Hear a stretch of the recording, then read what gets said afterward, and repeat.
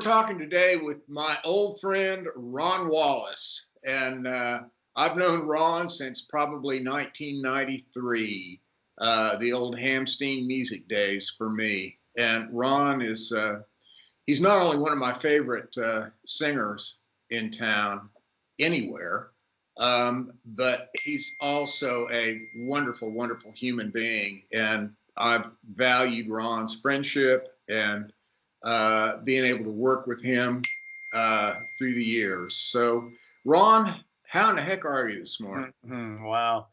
Well, thank you for that awesome introduction, man. And the feeling is absolutely mutual. I'm doing great, man. You know, just hunkered down a little bit like everybody else right now, but feel good. Feels good to talk to somebody. Yeah. Well, tell me a little bit about. I know you're from the Kansas City area. Whereabouts? Independence, Missouri, is where I grew up. Okay. And so yeah, we moved all over. But when I was basically spent most of my, actually, you know, the weird thing is, like, I've lived in Nashville longer than I've lived anywhere now. So, like, you know, I grew up for a few years in Independence, Missouri, but I've lived really most of my life here. Yeah. Yeah. Well, yeah, me too. Yeah. At what point, Ron, did you start singing and playing guitar? How old were you when you started? Probably 11, I'm going to say. Trying to learn how to play guitar and sang with a couple other guys in church one day. I think my first calling was to be a drummer because I used to beat on the back of the front seat of the bench seat in the car, my mom and dad in the front and me in the back. And beat on the back seat to have my, you know, dad turn around and say, "Stop it." So I was like, well, maybe I shouldn't. Maybe this isn't for me. It's probably a good. That's probably the reason they didn't get you a drum kit. Oh yeah. Plus, Dad was an overnight truck driver, and he slept during the day, so there was no way I was going to get a drum set. No. Did you start writing songs when you were about that age, or did that come later? Maybe, yeah, a little bit later. Writing like parodies, you know, to popular songs on the radio. Just changing the words, you know, to whatever was listening to at the time. So I wrote my first real, like, what I would consider my first real song that I thought was pretty good when I was about 17. Okay. Song. I really loved rock and roll. I didn't really get into country music until about early teens, you know. My dad was big into country music. So I knew a lot of the history of it. Yeah. He'd talk about it, and he kind of knew who played with who, and, you know, this and that, and listened to his records and stuff. And then about the time Waylon started coming around, I was like, oh yeah, this is too cool. Yeah. So mid 70s, 74, 75, I was like, there's something in this that's calling to me, you know? Yeah. Yeah. And so were you in bands in the area when you were that age, and were you singing country music, or were you doing the pop covers and the rock stuff still, or both? You know, no, we 4 of us formed a band when we were like 12 years old and started playing in the basement of the other guy's house, and we played everything. You know, I was taking guitar lessons, learning old instrumentals, you know, My Happiness, you know, all these, you know, things that this guy was teaching me how to play guitar. I was an old club player in Kansas City, and taught me all these songs, and we would work them up and play them. We started playing Eagles clubs and Moose Lodges and VFWs when we were like 13. Yeah. And parents sitting out there all night with us and hauling the stuff in the station wagons and making sure nobody, and so I was exposed to it at 13, clubs, Yeah. and playing everything. I mean, we played Wipeout, we played a country song, we play whatever anybody wanted to hear, and they loved us because we were kids and cute and could play the songs they wanted to hear. So Yeah. Yeah. we stayed together all the way through high school, and then I left that band in about my senior year, and joined a country music show called the Union Mill Opry in Edgerton, Missouri. Being a guest, and then they hired me to play guitar and singing, and I started picking up dobro and banjo and diving into everything I could put my fingers on with strings. And sorry about that. And then left that and formed a band with some older guys called Southern Justice, and got into the real outlaw thing, the Southern rock thing, and playing, club bars around Kansas City. We're actually pretty good. We had the 3 guitar players, just like the Southern rock band, Skinner.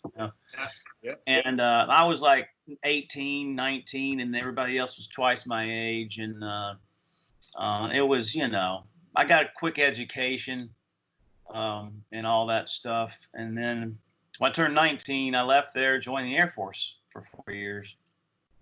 And I completely out of music for 4 years, and went and did that. And then came back, jumped back in the Kansas City club scene about 86 for about a year and a half, and then moved to Branson, got a gig down there, and then moved to Nashville in 1987. Okay. Yeah. All right, man, Ron. Nashville was always the goal, though. I mean, I always knew I wanted to come here.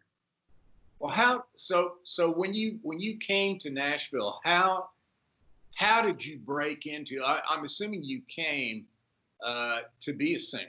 Oh yeah. And how did you break into the studio singing once you actually got here?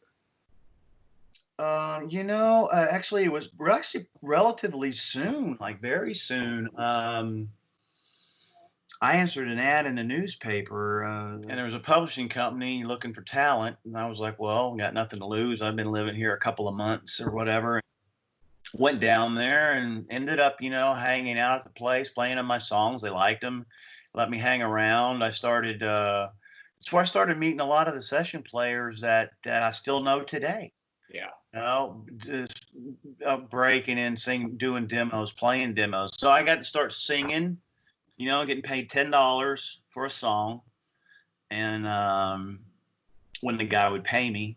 Right. Yeah. And I got to start doing some acoustic guitar tracks, and learning studio and meeting, seeing how it all worked. And so that was like 1988. And then, but I was doing anything. I was clubbing, playing live, going to open mic jam nights. Somebody would say, man, you need to come out. My buddy's playing at the old Rose Room up on Murfreesboro Road. Yep. Up by the airport. Yeah, I remember it. Yeah. Yeah, and a guy introduced me to the dude that had the house band up there, Randy Ahart, took me in there, and Randy got me up to sing. And, you just kind of start that way, and you don't, and you get maybe a call to do this, or somebody say, hey, man, I'd like to get you on this demo, or I heard you sing. And that's just kind of how it worked. A lot of years of that. And did you always? I'm assuming that you hadn't had experience singing harmonies to yourself, at least until you got in the studio here, and that had to have been a little bit imposing the first time somebody said, "Well, do a harmony." Yeah, that was different. I mean, I could kind of naturally hear the high part, not that it was always correct. I learned a lot, and I learned a lot working in that little studio on 16th, because I remember being real nervous one time having to sing a background session, and I was singing with Donna Ulysses, and who ended up going on to record for Atlantic, and she's still doing great right now with all her bluegrass stuff. And she was kind of already had been around and was more seasoned than me, and I was like nervous, and but yeah, I learned from other people. and from good engineers with good ears, who could tell me, oh, it's really this note. And I go, oh, yeah, okay, cool. So it was a learned thing, totally learned thing. And you helped me a tremendous amount on lower stuff.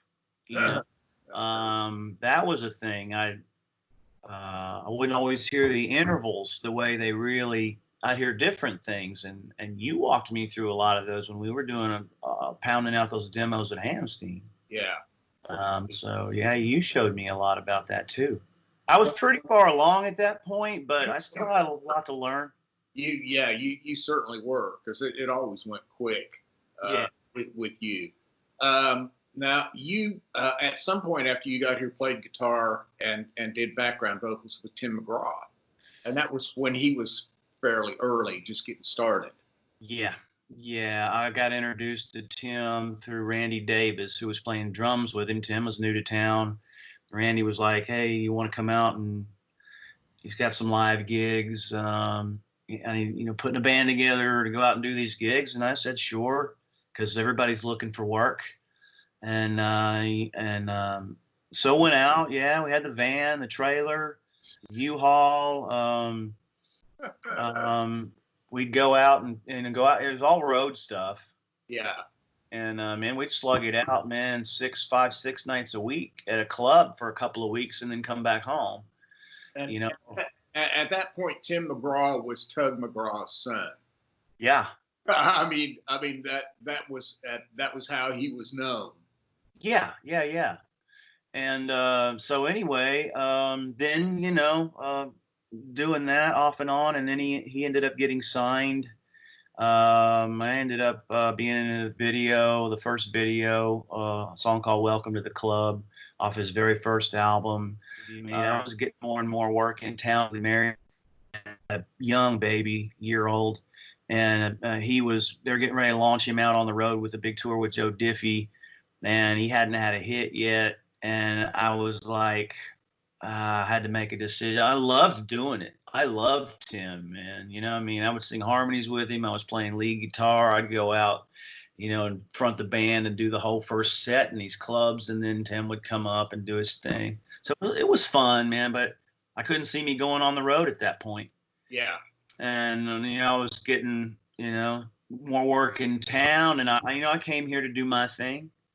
And so I said, I stayed home. And the guy, John Marcus, who was Tim's bass player for 19 years, I brought into the band. So he stayed with him 19 years. Wow. And the guy that replaced me is still with him. Yeah. Tim's great, good guy, man. I think Tim's extremely loyal to the people around him. Totally. Now, about this time or sometime in this period, you came to the attention of Paul Worley. And, Paul has produced a lot of big records. Sarah Evans and, lots and lots of big records. Yeah. So you worked with Paul for a while. Mm-hmm. Yeah. The more and more demos I sang, the more and more your name gets around, more and more companies are using you. I ended up falling into Tree, which was the biggest publishing company here.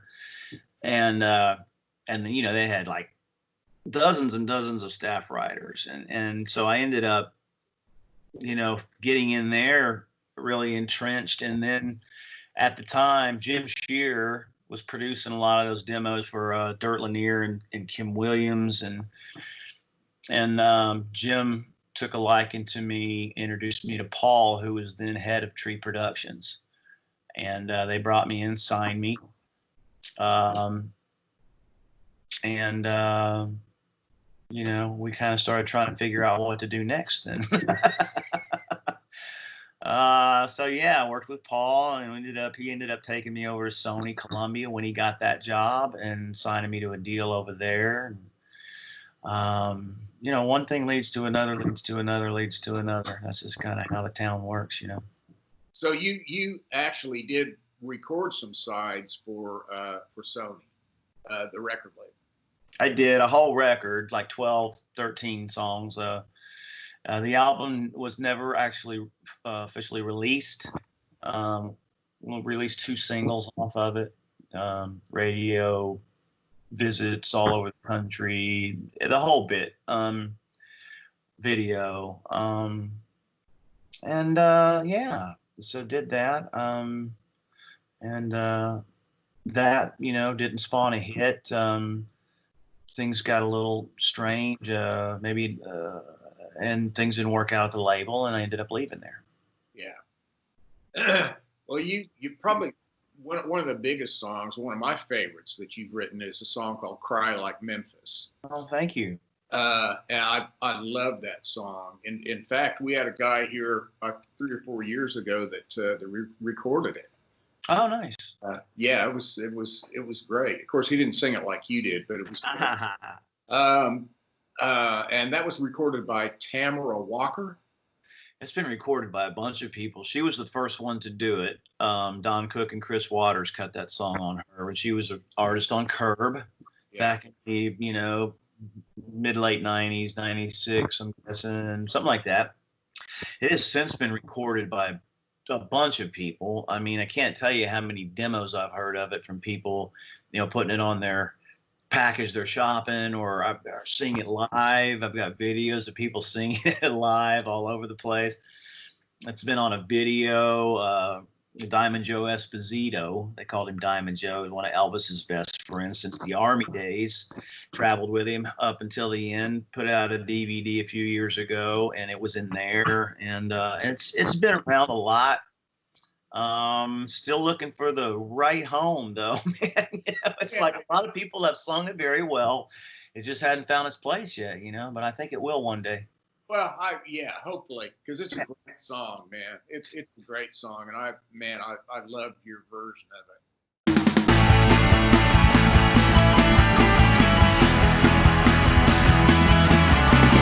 Okay, so like Memphis has been recorded by a lot of people, and like you say, hopefully in the future you'll have a huge record on it.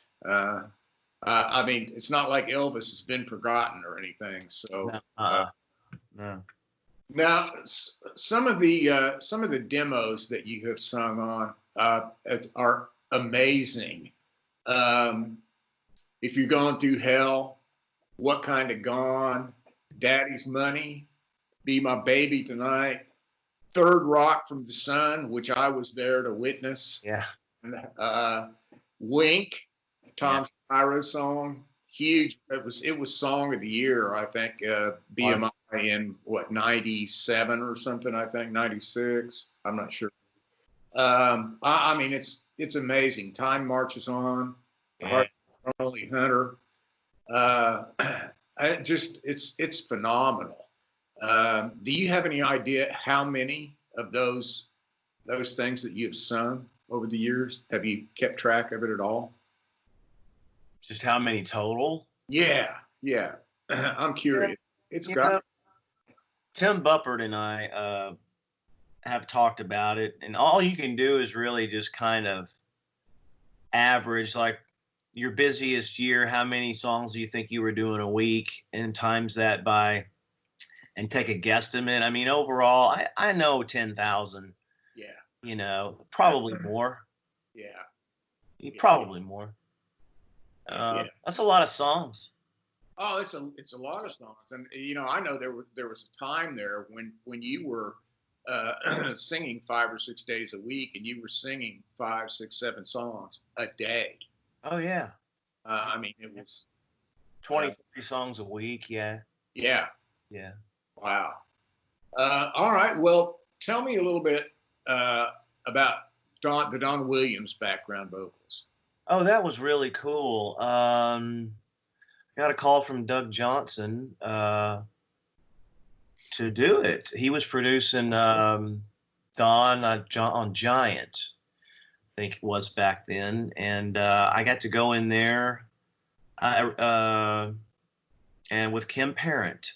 Yeah. And they set us up, and I did backgrounds on several songs on that record, more than half of it, and it was just great because I've always loved him, and he's exactly what what you saw is what you got. Same guy. Yeah. Just easygoing, nice. It was a pleasure really So, getting to meet him. so Don was actually there when Oh you yeah. did that. Yeah. Good. Yep. Yeah, good.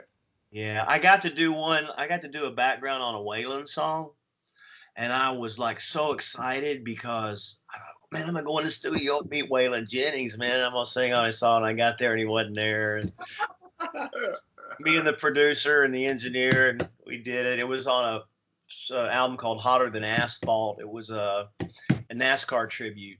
Yeah. Yeah. So I was like, dang, I didn't get to meet Waylon. I never did. Actually, I met him when I was 15 years old coming out of a concert.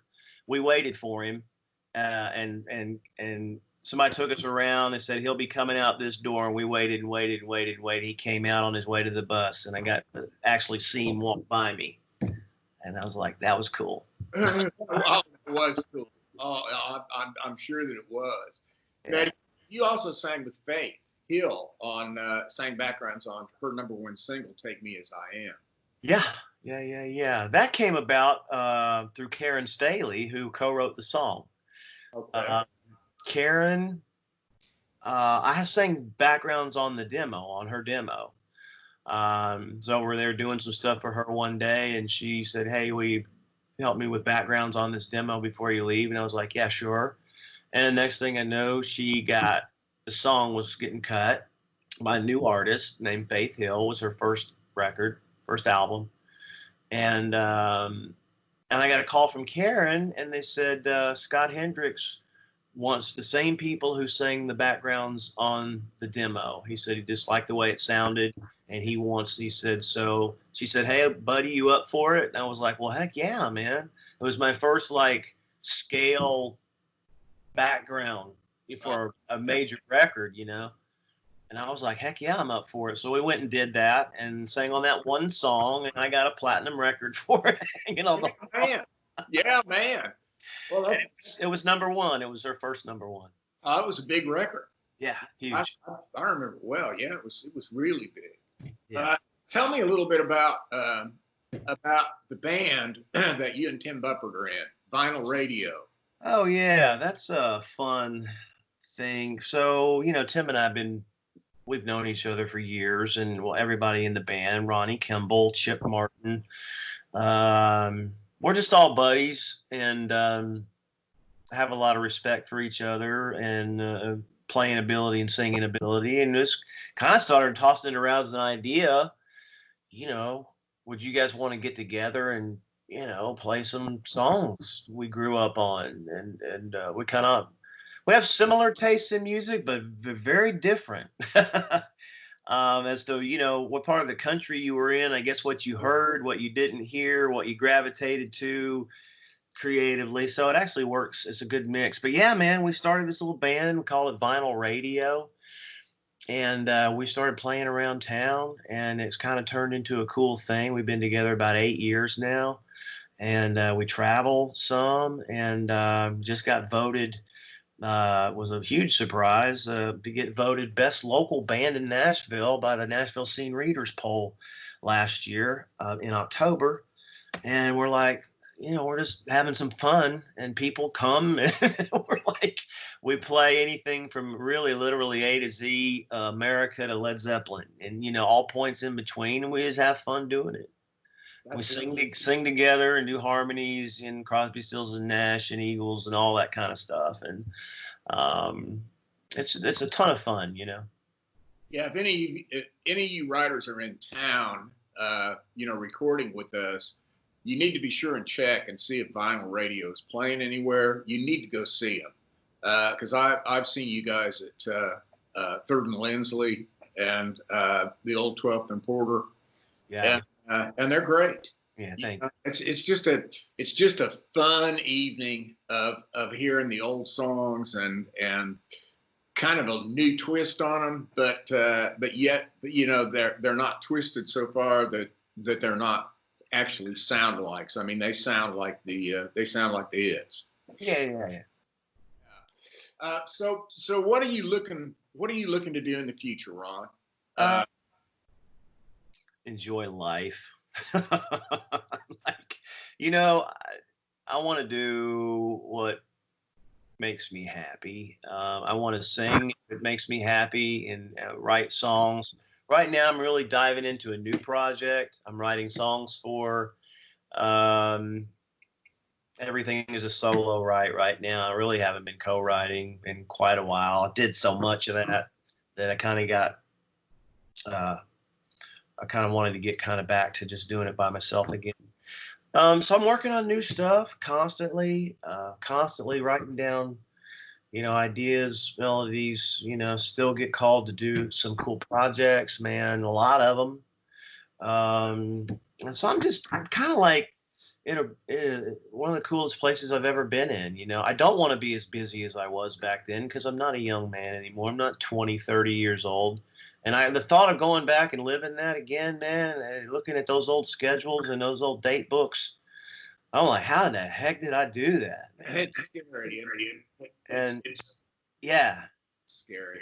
It was great, but I just want to do what I love to do, which is sing, play, write, and be happy doing it, and make a great living doing it, if that could be done.